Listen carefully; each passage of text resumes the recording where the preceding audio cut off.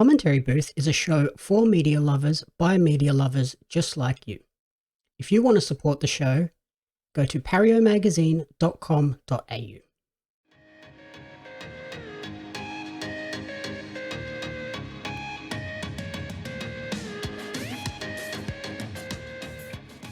Welcome to the Commentary Booth, where we watch and, you guessed it, commentate on the week that was in movies and TV. I'm your host and play-by-play commentator, Jamie Apps, and each week I'll be joined by a rotating cast of co-hosts to help you find your next viewing treat. This week, for episode 102, I'm joined by a DJ who lists his favourite movie as The Gentleman and favourite TV show as Parks and Rec. Welcome back to the show, Jaxon Carr. Hey, good to be here. How you going? New format as well. My first one with a new format.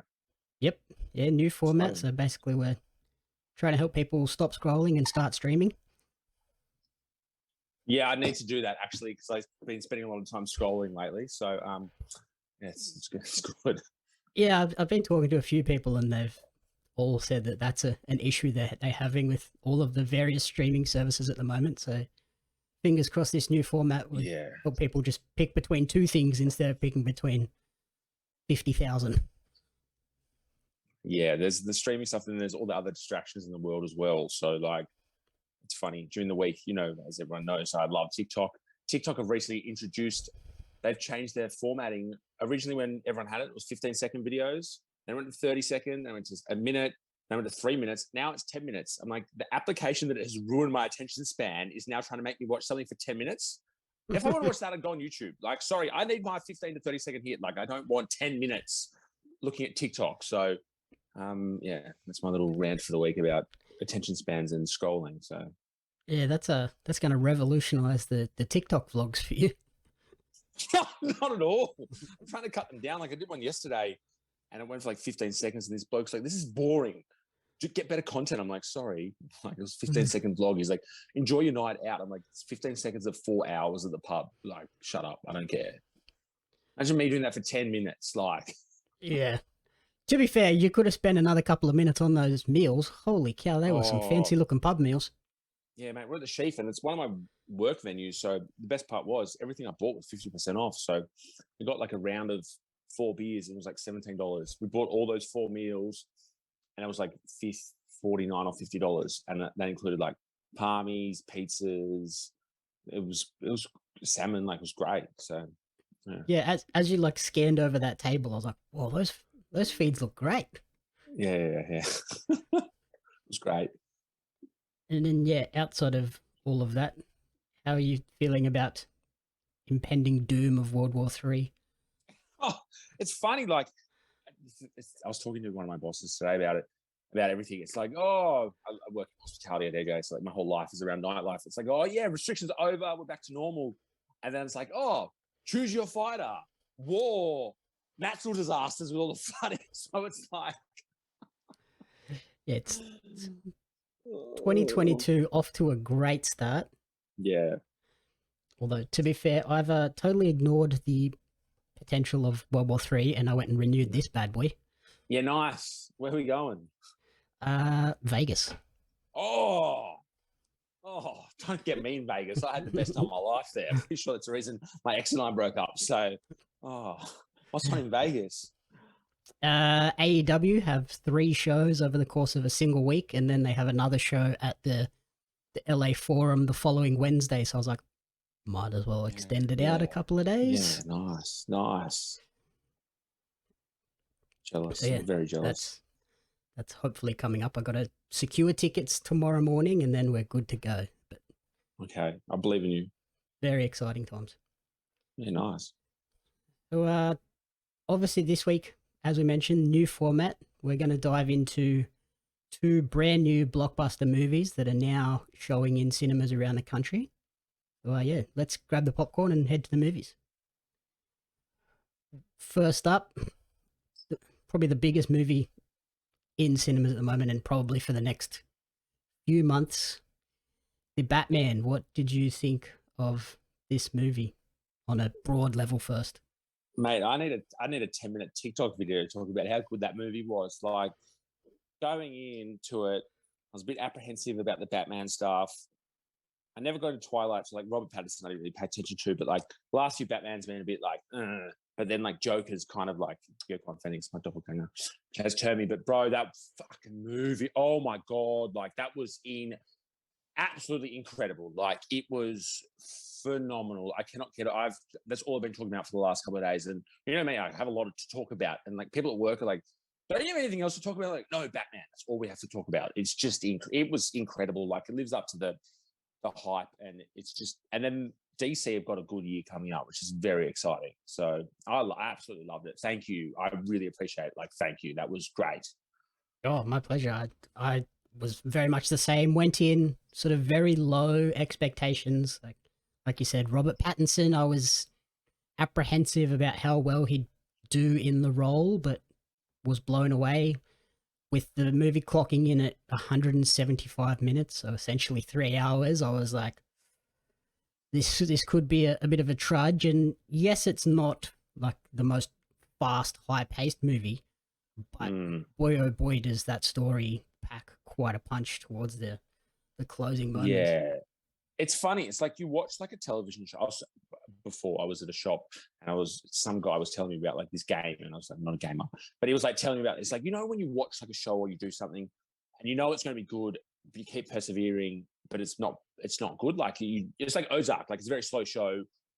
Batman was slow, but it was good. Like it wasn't like you're like waiting for something. Like the whole time I was just encapsulated by it. Like all the actors were on point. Like I still don't believe Colin Farrell is in that movie at all. Like I'm still baffled. It's actually, to be honest, it's actually funny. I never actually saw what he looked like. I completely avoided it.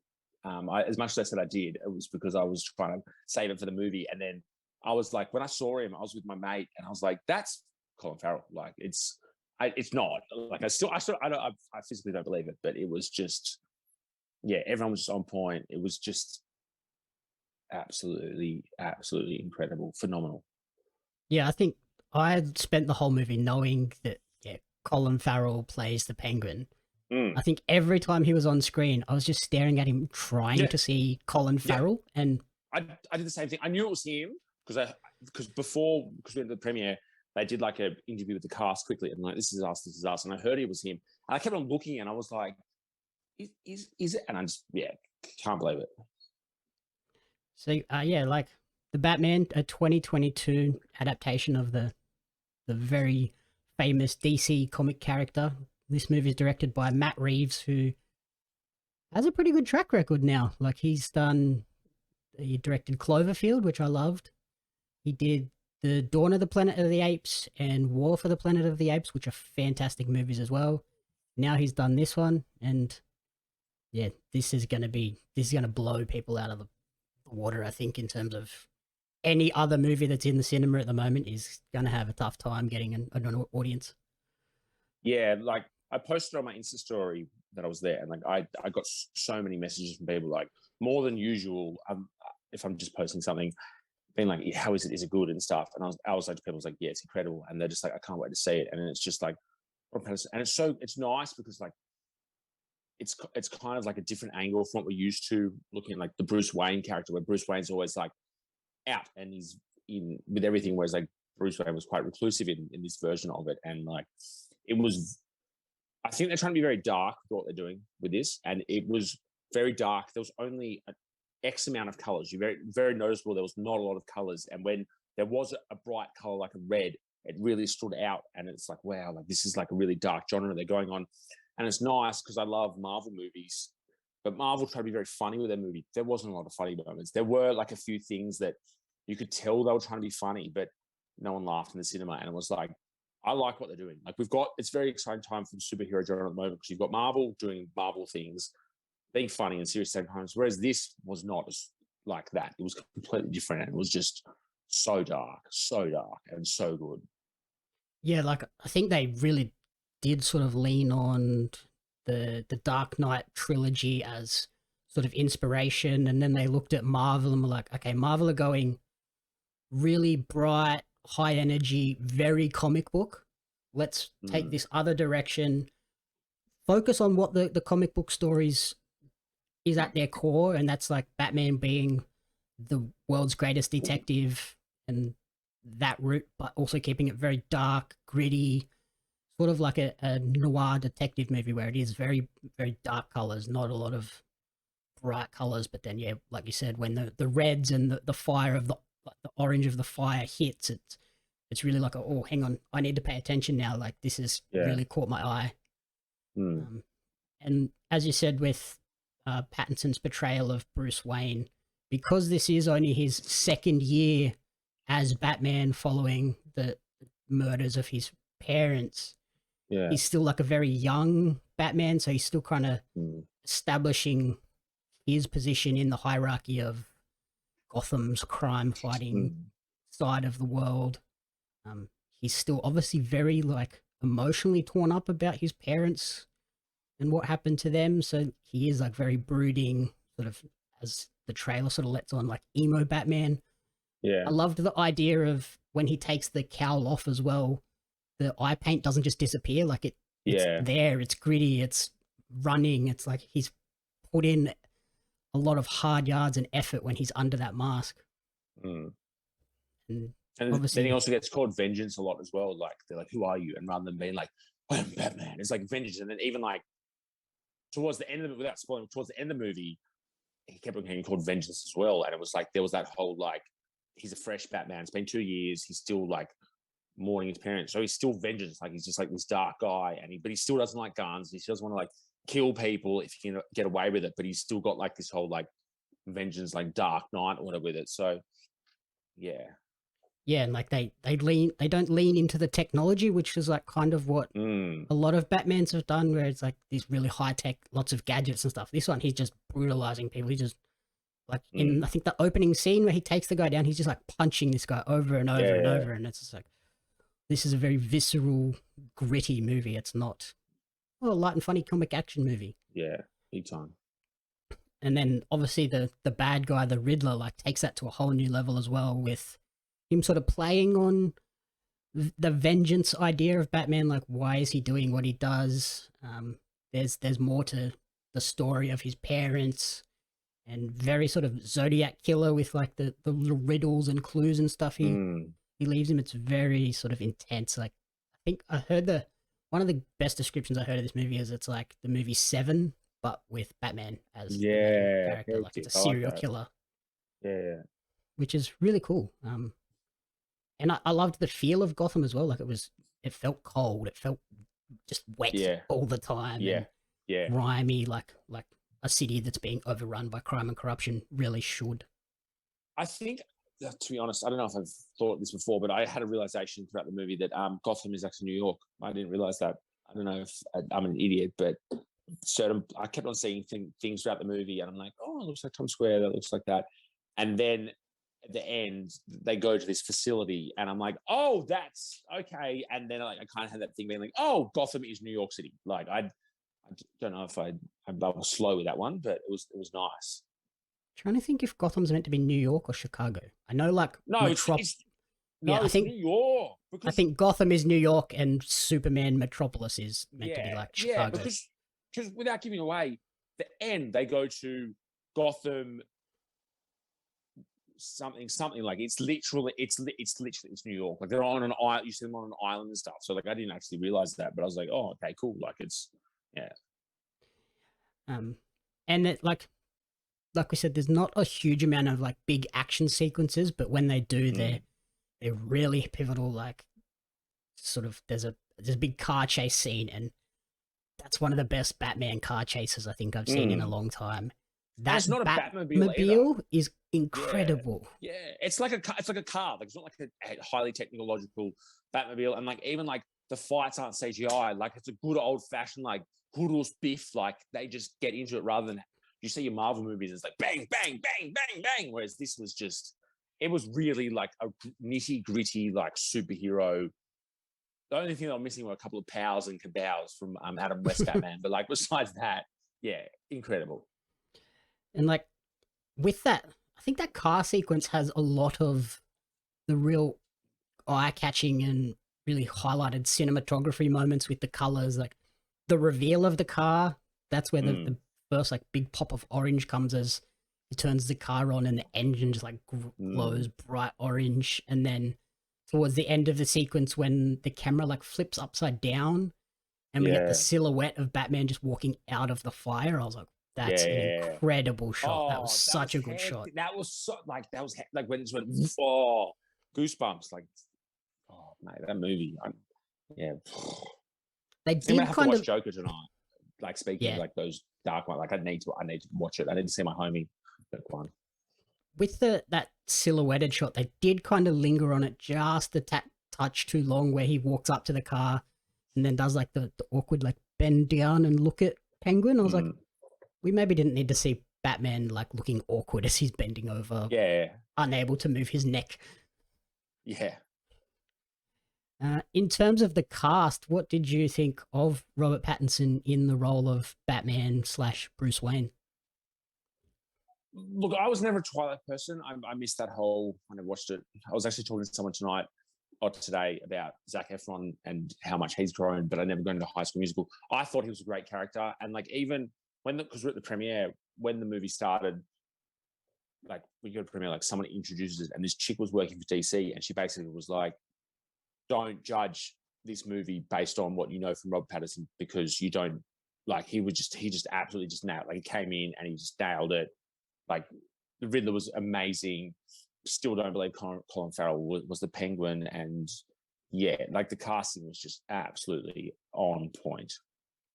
Yeah, like I said, I was hesitant about Robert Pattinson, and while when he's as Bruce Wayne, he didn't like quite nail it for me. Like he didn't have that suave, sophisticated, debonair character, but I think that is because he's still such a young Batman.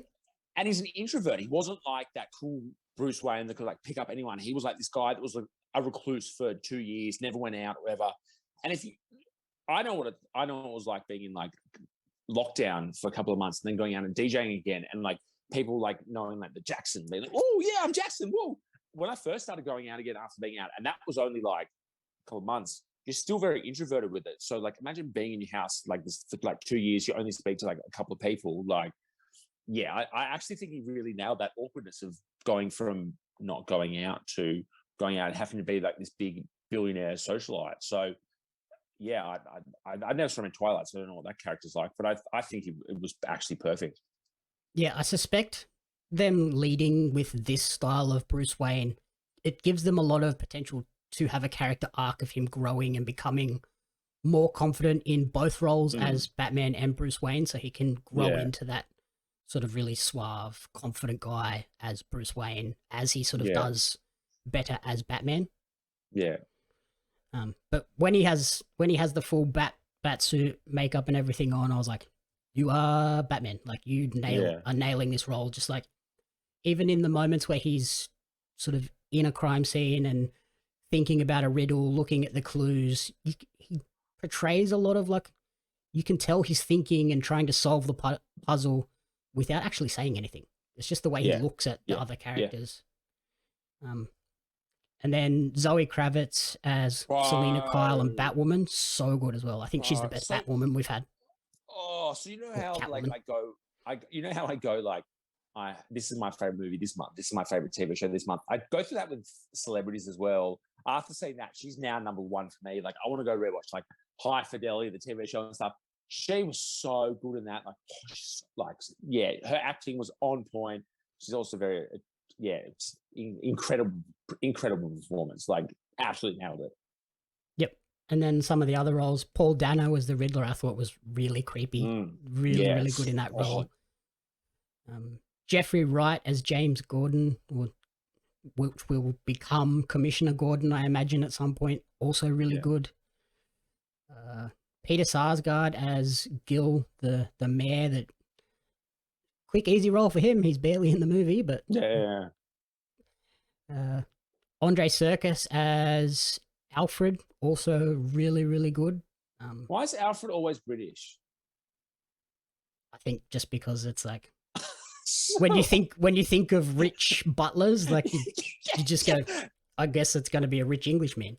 It's like the Fresh Prince of Bel-Air. Hey, good point. Yep. And then, like we said, Colin Farrell as Oswald Cobblepot and Penguin.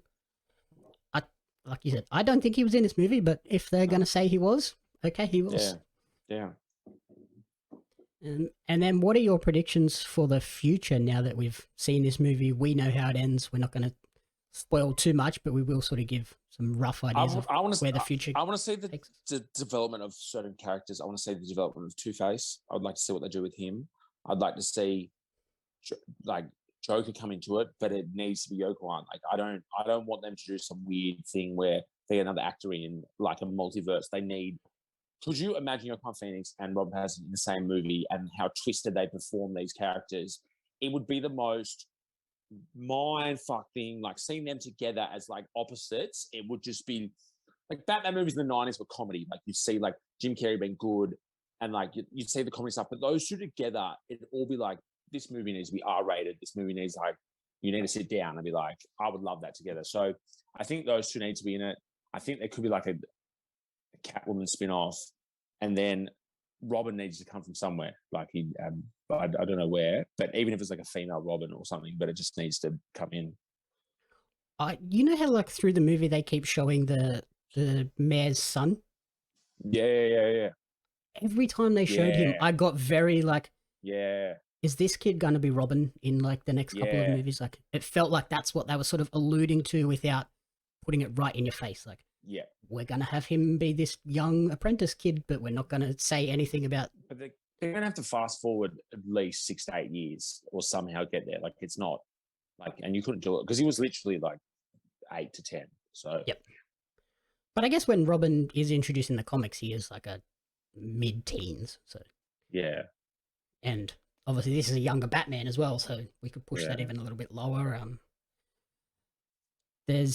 I've read there, apparently they're going to keep this separate from all the other DC EU movies, so it's not going to tie in with the Superman, the Flash, and the Aquaman that are coming up later this year, which is good. Like, I don't want it to go there because those movies have a bit of a spotty track record, whereas this hit well. Let's just let Batman be Batman over here.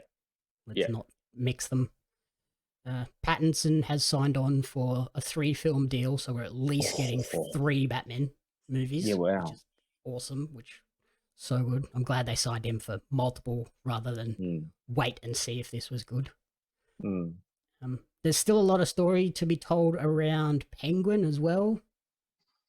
And then you got a feeling something's going to happen with that as well. Like they have said that there's going to be 2 spin-off shows. One of them is on Penguin with Colin Farrell. Cool. So that'll be Colin awesome. Farrell. Like it could be anyone, but they could just claim that Colin was in it and keep him for the movies. And there's a Gotham City Police spin-off as well, so that'll be interesting to see. Sort of, I guess that'll show the rise of Commissioner Gordon. So that then when we do come back for the Batman 2, we can skip forward a few years and have all of them sort of matured and a bit more confident in their roles. And then I was reading as well, Pattinson and the director Reeves have expressed an interest in, like we said, bringing in Robin. They want to bring in the Court of Owls storyline, which is an organized crime group that Batman goes against. And they want to bring back Mr. Freeze.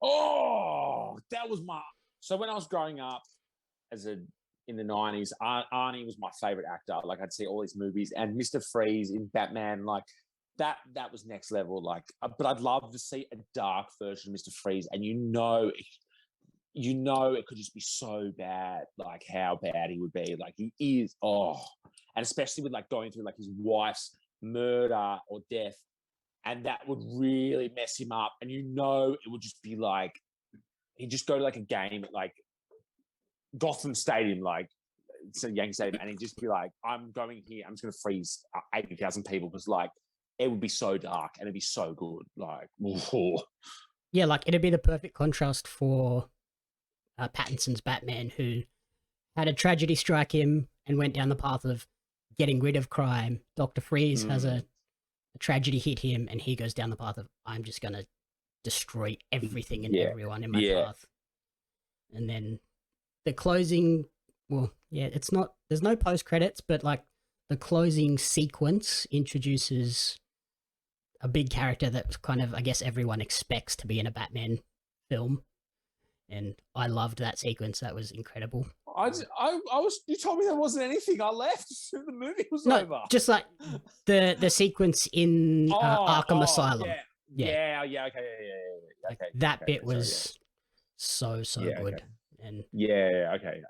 that makes me think we're gonna get this one, Batman: The Killing Joke, which is basically the story of the Joker and how he became the Joker, and how one bad day, very much like the Joker movie that we just got with Joaquin Phoenix, how that one bad day can just spiral someone's life out of control.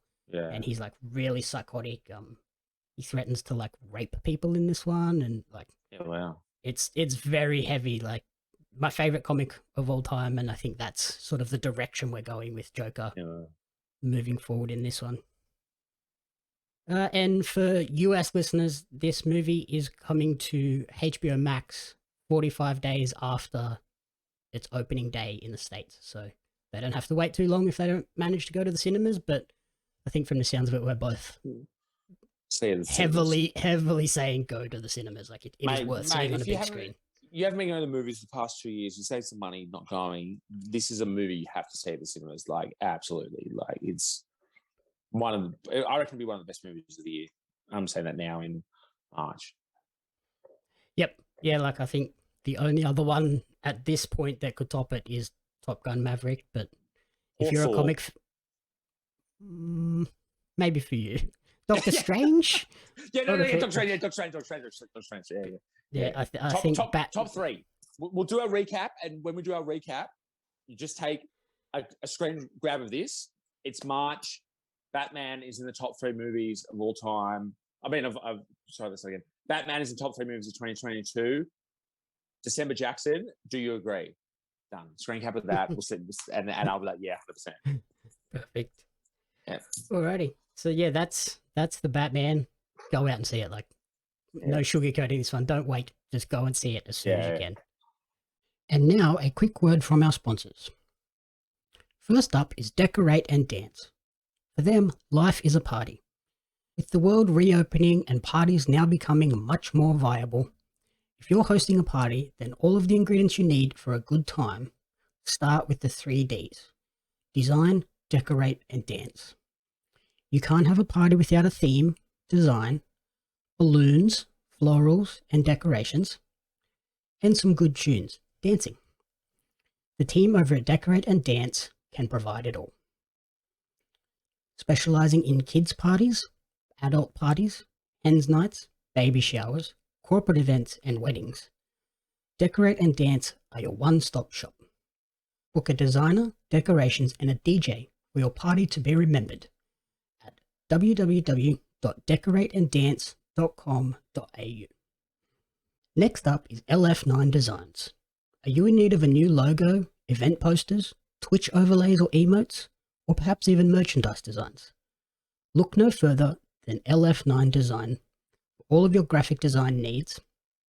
The team at LF9 Design can create anything that you need to suit all styles. Check them out on Instagram at LF9 Design.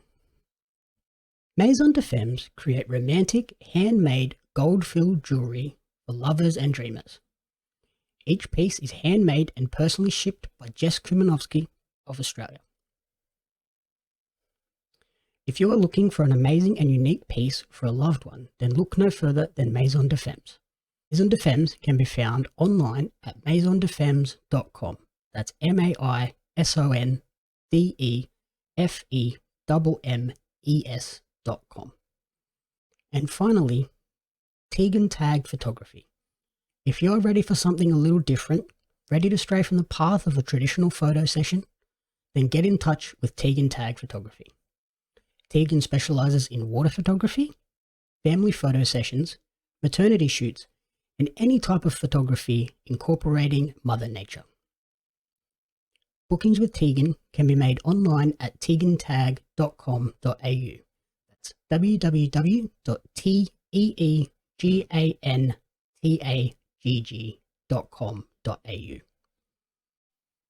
And then the other movie we watched was sort of similar in terms of like comic-y, but not the same. It's the Uncharted movie starring Tom Holland and Mark Wahlberg, which is a action adventure movie based on the iconic PlayStation games Uncharted, which are developed by Naughty Dog. And this movie acts as a prequel to those games, which was a little bit interesting. Like it left them to have enough leeway to change characters, change storylines without sort of overly annoying people, but they do draw from like iconic moments in that game series, which was interesting.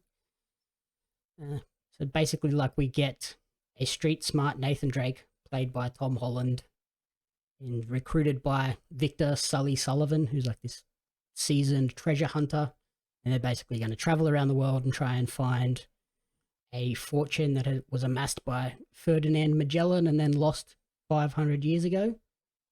And basically, yeah, they globetrot all over the world, solving puzzles and riddles and trying to find this treasure, but they encounter some bad guys along the way, as kind of to be expected. And I enjoyed this movie as someone that recently finished all 4 games, but I think it's, if you like sort of Indiana Jones or Night at the Museum, or no, Treasure something. Rumble in the Jungle, The Rock, and what's his name? Yeah, so like I think if you like what did I say? Indiana Jones. This is a movie that's like very similar in terms of let's just go and find ancient hidden treasures. There's lots of comedic elements in there, incredible crazy action sequences. Like I said, there are changes to the story, which I think might be a little bit off-putting for diehard fans of the game series, but I don't think they change things that drastically that it's like destroys the feeling of an Uncharted. And then, yeah, I was reading Tom Holland has said this was physically the most demanding movie he has made to date, because like obviously when he's playing Spider-Man, he generally has the mask on so they can just like CG all of those crazy action sequences. But this one, he's just a dude in a shirt and at times shirtless. So he kind of has to do all these action sequences, even though they're like on green screen. You still got to move your actual body. If you've Tom never, Holland, sorry, go ahead. I was going to say, if you've never played this game and you've had a big day working and at a photo shoot and drinking, and you're not in the right headspace to watch it, don't go see this movie because you'll get bored. You go outside, get lost, and then decide you want to leave before the movie's over. Yeah, I think if you went back and watched it sober, you would enjoy this movie. Like I had a good time, even though I did give you warning when I was rocking. I was at a photo shoot all day, shooting stuff for a venue, and they kept on feeding us drinks. So I gave warning, and I wasn't really paying attention for those of us at home that drink. So if you're going to watch this movie, pay full attention, and you might enjoy it a bit more than myself. But I appreciate the fact that I got invited, and I still got to see Batman results. So yes. Yeah, in terms of like the cast, Tom Holland is like as charismatic as ever. He's such a good actor. Like I think he's really sort of underrated in terms of just how charismatic and how much you just enjoy this guy on screen. Mark Wahlberg didn't really feel like Victor Sullivan. He kind of just felt like Mark Wahlberg as Mark Wahlberg action hero. Do you reckon it was just a name that they drafted in to try to be like, oh, this is a big name? I think so. I think they were just like, who can we put alongside Tom that has that kind of action credentials? Yeah, Mark Wahlberg. Didn't even need him. Like after the fact, Spider. I don't think they obviously realized how big Spider was going to go, but like from what I've like people saying, it's like Spider. He had all the same stunts from Spider-Man. But he was obviously him, like as you said, like shirtless as well. They could have drafted in like someone like a lot smaller, save some money, and it still would have like came out at the perfect timing after Spider. Which Spider-Man's like the top 3 movies ever grossing now. Like, isn't it? It's number 2 or something. So it came out at the right time, and everyone's gonna be like, "Oh, I'll flock to see this." And yeah, I think just because this one has been sort of under production for quite a long time. Obviously, they didn't realize how big Tom Holland was going to be, so they wanted a second big name to give this movie a bit of lift. But yeah, now that Tom Holland is massive, they probably could have got away without Mark Wahlberg. They should have got Colin Farrell in it. He would have been great. Just cover him in makeup, put a fake mustache on him. Good to go. I might have to rewatch The Gentleman tonight, though, speaking of Colin Farrell. I've changed my mind on Joker. I need to rewatch my favourite movie. Yep. Antonio Banderas as the bad guy was really good. And then probably my favorite part of someone that played all the games was the little surprise cameo of Nolan North, who was the voice actor for Nathan Drake in all the games. Oh, cool. He randomly pops up on a beach. He's like, "Oh, you look like you've had a hard day." And Tom goes, "Yeah," tells him what's happened. And then Nolan just goes, "I had a similar experience one time," and then walks off. I was like, that is incredible. So good. And then in terms of like the gross for this movie, as of February 27th, they've taken in $226.4 million after spending roughly $90 to $120 million. So I will be stunned if we don't get more of this, because that's double their money. Question: when you say they spend 90 to 120, is that including marketing? Because I know I heard somewhere that if you spend $10 on a movie, you spend $10 on marketing. Mm-hmm. So they spent what, 45 to 60? Oh, quick math. Call me Big Shaq. So they spend 45 to 60 on the movie, and then they spend 45 to 60 on marketing and advertising, and then I'm in the wrong industry. I think in the movie industry. Yeah, imagine your advertising budgets. Yeah, jeez. You'd be able to do whatever you wanted. I did a budget today for something for $500. I was like, oh, that's a lot of money. I don't know if that'd be a good return. That'd be like, oh, I spent $500 on getting a coffee for someone for a movie. Like, wow. Yeah. That's Tom Holland's hair product budget for the set. One personal training session for Tom Holland. Well, when he takes his top off, I was like, whoa. Yeah. Wow. It's one of the things I remember about the movie. Holy cow. Tom, what have you been doing? Take your shirt off more in Spider-Man.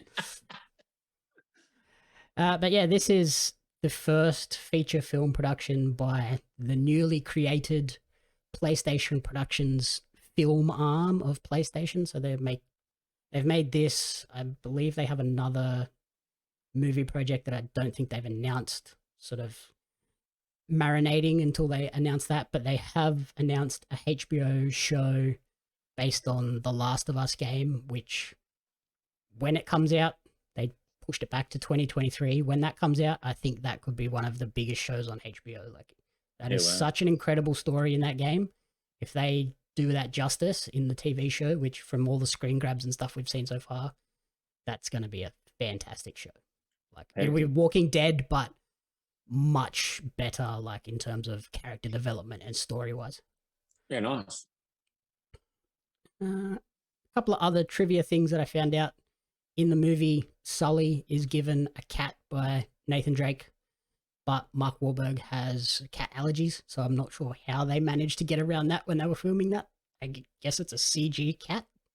No, fun fact: there are cats around that people that are allergic to cats can hang out with. So I don't know what it is, but there are certain cats that are like, I don't know what they call it, but yeah, so like you can hang out with them. And then also sometimes I've got like people in my life that were allergic to cats, but my old Burmese cats, like Ali and Will, were not allergic to. So there are some cats around, but yeah. Okay, maybe that's what it was. They found a hypoallergenic cat. Yeah. That's so you're a lot smarter than me. That's what they are. And then also in the opening sequence, we see Tom Holland working as a bartender. Turns out he did an interview where he said that he was actually, in preparation for the movie, he bartended undercover in London for a few sessions, and they eventually had to basically kick him out because people started to realize, Spider-Man is bartending at this bar. Get all our mates down here. Yeah. I'm like, why would you kick him out though? They're bringing more people in. Who cares if he's a terrible bartender? Like, get people in the door. Let's get him to the Mali or the region. Let's go. Tom, where are you? Hit me up. And then lastly, the few Easter eggs that they sprinkled in there were very well done. There's the naughty dog, the game production studio, they have a sticker inside the lid of Nathan Drake's suitcase, which you see very briefly. Like, it's one of those things where unless you know what that sticker is, you're just going to gloss over it. But as someone that's played the games and knows who Naughty Dog is, I was like, oh, there's a sticker there. Cool. Okay. And then in the post-credit scene, we're introduced to, spoiler, Gabriel Roman, who's the main villain from Uncharted 1. So it looks like, obviously, with how successful the movie is, we're going to move in and just start sort of recapping the games and maybe changing them up a bit so that it's a fresh story. But overall, I felt like this was a great introduction to the Uncharted universe for people that perhaps have no idea what the Uncharted games are about, but they are now. Watch it sober. You'll like it more. So yeah, that's our 2 topics for the week. Obviously, I'm pretty sure I know what your top recommendation is by a long margin. Yeah, Batman. I'm gonna say that. Like, we'll do our next month's one, and you'll be like, "Oh, what's the thing for the past month?" I'm like, Batman. I'll still keep saying Batman. So Batman. Yeah, I'm the same. Like, yeah, if you are an Uncharted fan, go and watch the Uncharted movie. But if you just want to go and see a great movie, buy all the popcorn, get a nice large drink, because you're going to be sitting in a cinema for 3 hours. Don't get a nice large drink. The worst thing was when we went to the Batman premiere, we got free champagne. So I think I had about 5 before I started. And well, that's a bad idea. That's a bad idea. I had to pay for like two and a half hours. I didn't pay, but like, it was like my friend Will, when we saw Spider-Man, he's not the biggest fan. He literally went to the toilet at the most pivotal time in the movie, and he got back, and if you haven't seen Spider-Man now, you're an idiot, so I'm going to do a spoiler. He literally got back as all 3 Spider-Man were there, and he was like, what happened here? And I'm like, no, you don't go to the toilet in these movies. You picked the exact worst time to go. Literally was walking up the stairs and he would have gone out, and then Andrew Garfield came out. I was so, yes, don't have an extra large drink, have a no drink, and yeah, like I towards the end of that 3 hours, I was like, oh, I really need to go to the toilet, but I held it. I sat there and watched the entire credits because I saw the very early screening. I was like, I'm going to watch the entire credits just in case something pops up. And then I watched that and I was like, that wasn't necessary. I could have left 5 minutes ago and not blown up my bladder. Thank you for the tip, because I did not blow up my bladder because of your tip. So yeah. I'm with you. Batman. Go and see Batman. Yeah. Don't wait. And you don't want to have this spoiled. You can see there, that's Colin Farrell, because I'm going to watch this now. He doesn't look like that. He looks, I don't know, but yeah. Oh, yeah. He's totally not like that. No. If you can spot Colin Farrell in that makeup, you have better eyes than I do. Mate, if you can spot Colin Farrell in that makeup, I will buy you a case of Reshes. That's a good bet. Let's leave it at that. Yeah. Thank you for listening to the commentary booth. If you enjoyed the show, please remember to rate, review, and subscribe on podcast services and on YouTube. You can follow Jaxon on TikTok at Jax_Carr. Look out for TikTok vlogs. Do you have your marathon coming up shortly too? When's our next one? We are up again at the start of April. Yeah, my marathon's on the 10th of April. So it might be like the week leading up to it. And I'll be like, oh, yeah, I watched this movie about running. Yeah, but no, we've got one more before my marathon in Canberra. Yep. Guess what comes out right around that time? What? Speaking of running, Sonic 2. Oh, really? I watched that for pre-drinks. Rather than pre-drinks, I was like, pre-prep, Sonic 2. I'm as fast as Sonic. You win the race. Right, and then you can follow me on social media at Jamie Apps Media and at Pario Magazine. Thank you again for everyone for listening, and yeah, stop scrolling now and go and start streaming something. The Commentary Booth is a fan-funded production of Jamie Apps Media. You can support the podcast alongside our magazine, Pario Magazine, on Patreon at patreon.com/Jamie Apps Media. The following people supported at the community support group level or higher, and you cannot fathom how incredibly appreciative we are for their support. Brian and June Hart, Blake Robinson, Rena Renee, Courtney Paulson, Darren Hatcliffe, Jaxon Carr, and Tracy Apps.